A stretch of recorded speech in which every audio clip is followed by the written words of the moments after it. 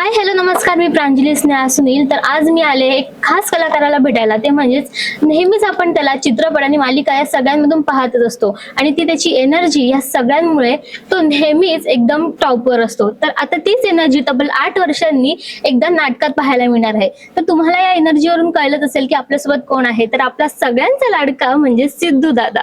कसा आहेस? अरे खूप मस्त आहे, एक्साइटेड आहे आणि खरंच 8 वर्षानंतर पुन्हा एकदा एक छान नाटक घेऊन होतोय. आणि मी नेहमीच तो आता मी सोशल मीडिया सगळ्या पोस्ट बघत असेल किंवा कुठे तर 2 लोकांची नावं मी घेतोय. त्या 2 लोकांच्या आशीर्वादाने येतोय. एक म्हणजे महेश मांजरेकर सर आणि माझे आई बाबा.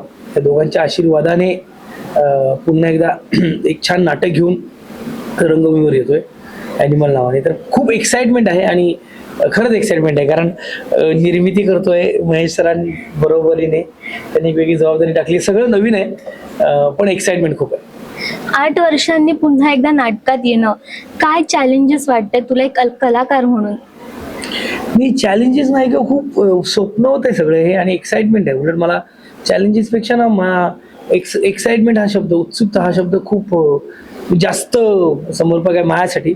कारण एकांकिका स्पर्धेपासून सुरू झालेला प्रवास आहे हा. सिनेमा आहे, मालिका आहे, सिनेमा आहे.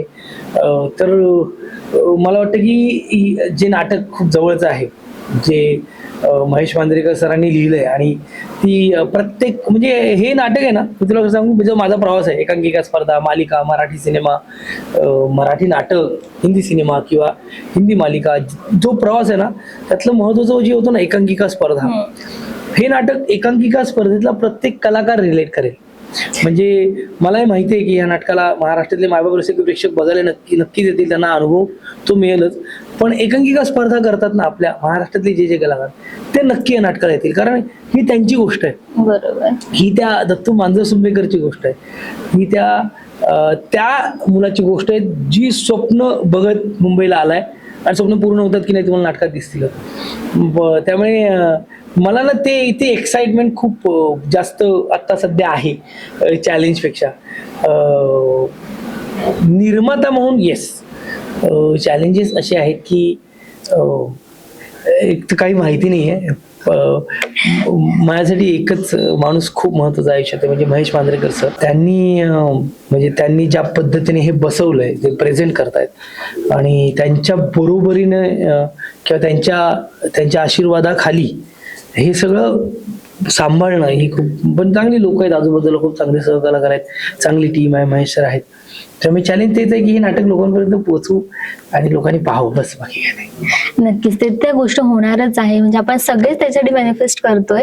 पण आता एक उल्लेख म्हणजे तू म्हणला निर्माता म्हणून काहीच कळत नाही, नवा प्रवास तू चालू केलायस आणि तुझ्या या प्रोडक्शन हाऊसला तुझ्या आईबाबांचंच नाव दिलंयस. तर आईबाबांचं आणि हे नाव काय कनेक्शन आहे? कनेक्शन हे विचारणं चुकीचं, तरी पण तू काय सांगशील त्याबद्दल? नाही ग, मला वाटतं माझ्या आयुष्यात सर्वात महत्वाचे हे 2 व्यक्ती आहेत ज्यांच्यामुळे मी आज इथे उभा आहे.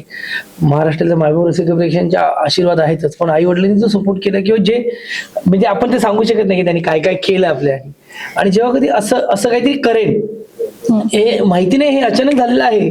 मी महेश सरांना म्हणलं की सर मी तुमच्यावरून येऊ का? सर बोलले ये. आणि माझी ना अशी लहानपणापासून इच्छा होती की असं काही सुरू केलं ना तर मी असं नाव ठेवीन आई वडिलांचं. माझ्या आईचं नाव मंदाकिनी आहे, तिचं माहेरचं नाव तारा आहे. सो तारा हे नाव एवढं मस्त आहे आणि वडिलांचं नाव रामचंद्र आहे. तर मला ना आयुष्यात एक रिदम आहे त्यांच्यामुळे, ताराराम, आपण ताराराम पाम म्हणतो ना, तर ते एक रिदम आहे त्यांचं. आणि मला म्हणजे माहिती नाही, पण माझ्या डोक्यात कधीतरी माझे स्वप्न होतं की असं काही केलं ना तर हेच नाव असेल आयुष्यात माझं, ताराराम. मग ते थिएटर आहे, प्रोडक्शन आहे, मला माहित नाही, पण ताराराम पाहिजे. कारण आई वडिलां म्हणजे त्यांचाही तो आनंद आहेच. आणि माझे बाबा बीएमसीच्या नाटकातून कामं करायचे, त्यांनी चंदू बारके सरांबरोबर काम केलेलं आहे. आणि हे सगळं तर त्यांच्यासाठी करावं आणि ही जर जबाबदारी तर त्यांच्यामुळे करावं. आणि आयुष्यात जे काही केलं त्यांच्यामुळे केलं, त्यामुळे पहिलंही त्यांच्या आशीर्वादाने आहे. त्यामुळे ताराराम हे नेहमीच माझ्यावर आयुष्यभर राहील. जसं तू म्हणालास की आईच्या माहेरचं नाव तारा होतं, तर आईला जेव्हा सांगितलंस की मी ताराराम असं प्रोडक्शनचं नाव ठेवते, तेव्हा त्यांच्या काही रिएक्शन होत्या? अरे त्यांना खूप आवडलंय, म्हणजे त्यांना माझ्या आईने अशी ती बोलली की माझ्या लेकाने माझं नाव आता खूप माझं बाहेरचं नाव किती ते असं तिला वाटलं ते. मग फॅमिली खूप महत्वाची आहे का माझ्या आयुष्यासाठी. म्हणजे तारारामचा तू तो लोगो बघशील ना, नीट बघशील, वैभव शेटकर या माझ्या भावाने मला तो लोगो बनवून दिलाय. कारण सगळं पटपट आहे, काय करू. आणि वैभव शेटकर असा मुलगा आहे ना जो एका हाकेला उभा असतो ग. खरंच त्याला मी काय, दादा असं झालंय, त्यांनी माझा ना एक फेसबुकवर फोटो आहे जिथे आई बाबा आहेत आणि मी मध्ये आहे, असं माझा डीपी आहे. पण माझा दादा आणि माझी बहीण हेही माझ्या आयुष्यात तेवढे महत्वाचे. आम्ही 5 जण आहोत. तर त्याने ना त्या 5 जणांचा मिळून ना एक लोगो तयार केलाय. अरे वा. म्हणजे इथे आई बाबा आहेत, मी माग अशी ती टाळकी आहे तशी छान 5 जणांचं, असं ते छान आहे. मला ते एवढं भावलंय ना. ते फॅमिली, हे कुटुंब माझ्यासाठी खूप महत्वाचं आहे. त्यामुळे तो लोगो मध्ये पण आम्ही 5 जण आहोत आणि नावामध्ये ताराराम असं एक वेगळा आशीर्वाद आई वडिलांचा, फॅमिलीचा माझ्यावर आहे. बरोबर. आता हे जे नाटक येते ॲनिमल, हे एकपात्री नाटक आहे. एकटा कलाकार सगळ्या भूमिका निभावतोय, सगळे चॅलेंजेस निभावतोय. तर तुला या पात्रात वेगळं काय वाटतंय? उलट वेगळं म्हणण्यापेक्षा एकपात्री म्हणजे बाकीचे कलाकार आहेत, ही एक अख्खी टीम आहे. पण त्यातला तो जो आहे, जो दत्तू आहे, तो कनेक्ट करतो आणि तो मला खूप कनेक्ट करतो. तो म्हणजे एक कलाकार म्हणून तो जेव्हा आईबद्दल बोलतो, तो दत्तू आईबद्दल बोलतो, तो बहिणीबद्दल बोलतो, तो स्वतःच्या स्ट्रगल बद्दल बोलतो, तर ते कुठेतरी मला रिलेट होतं. मी तेच म्हणाल मगाशी म्हणाल, ते महाराष्ट्रातला प्रत्येक कलाकार रिलेट करेन की त्याच भावनेतून, त्याच एफर्ट्स मधून, त्याच स्ट्रगल मधून प्रत्येक कलाकार जात असतो. तर हे एकपात्री आहे, पण सहकलाकार म्हणजे आमचा पंकज पंचारी आहे, आमचा संदीप जुवटकर आहे, राजू आहे, बिपिन आहे, अशी सगळी मंडळी आहेत. आणि सिद्धार्थ साळवी आहे. हे सगळे खूप छान जेल होतात. म्हणजे ते एकपात्री असलं ना तरी त्याचा एक्सपिरियन्स ना, म्हणजे ते कलाकार काम करत नाही का, आम्ही सगळे एकत्र काम करतो. बोलतोय मी, पण ते माझ्यावर म्हणजे तेच आहे ना, त्याचं जे बोलणं आहे ना, म्हणजे हे महेश सरांच्या डोक्यात जे विजन आहे ना, ते कमाल आहे का. म्हणजे तू जेव्हा बघशील नाटक तेव्हा दत्तू त्याच्या कपड्यात आहे, तो त्याच्याशी बोलतो, तो पांढऱ्या कपड्यात आहे, बाकी सगळे काळ्या कपड्यात आहे.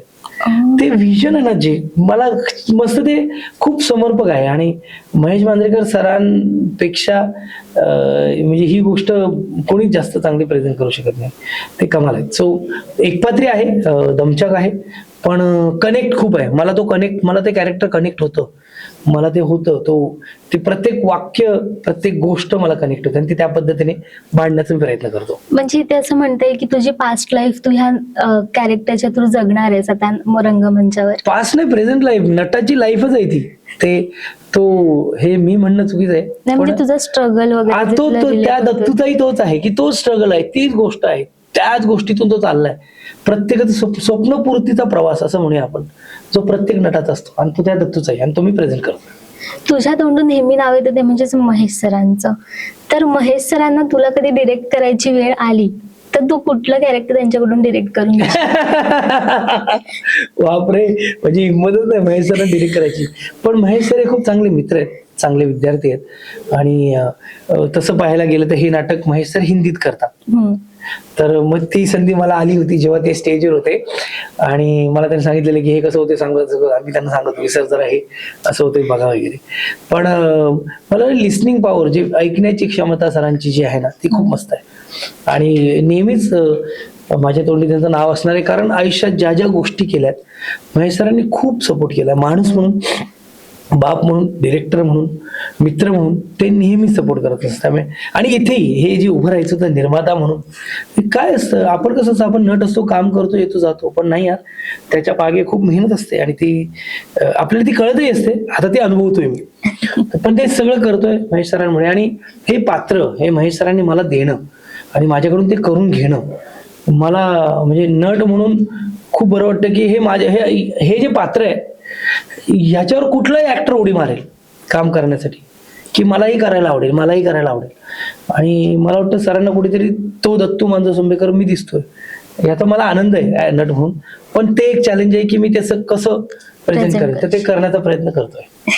बरं, आता एवढ्या वर्षांचा तुला महेश सरांसोबतचा एक काय म्हणतात तो प्रेझेन्स तुला लाभलाय असं म्हणता येईल. कारण 16 वर्ष झाली, 16 2008 पासून 18 वर्ष झाली. 18 वर्ष झाली.